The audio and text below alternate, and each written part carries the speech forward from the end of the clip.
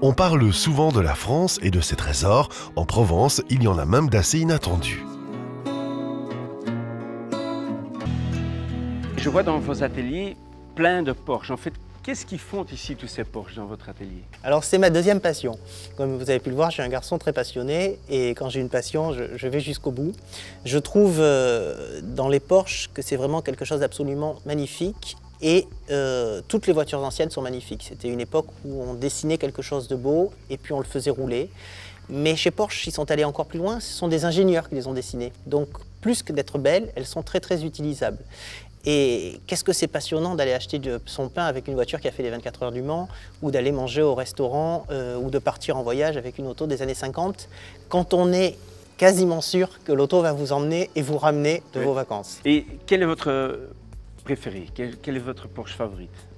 La 904 GTS, que j'ai acquise il y a à peu près 1 an et demi, et qui est une auto exceptionnelle.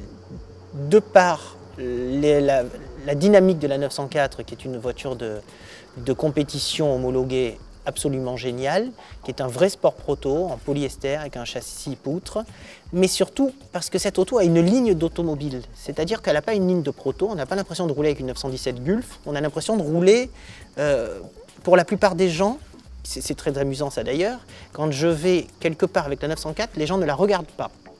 Ils ne savent pas si c'est une Matra ou une Dino.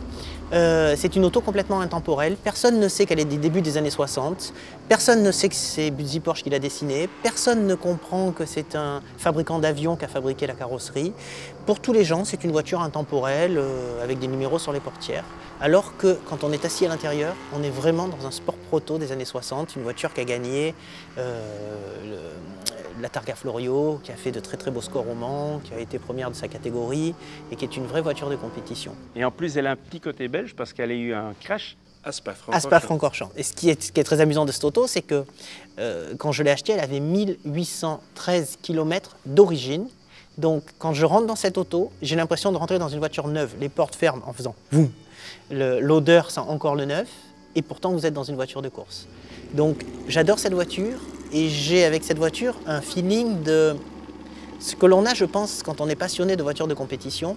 J'ai un feeling de locataire, c'est-à-dire que la voiture est à moi pendant X années, j'espère le plus longtemps possible, mais que je dois la conserver et la restituer et lui faire passer le temps d'une manière tout en l'utilisant, tout en profitant de cette voiture, mais en conservant ce côté très exclusif et unique qu'elle a, car de toutes les 904 qui restent aujourd'hui dans le monde, c'est l'auto la plus originale, et donc à moi d'y faire très attention.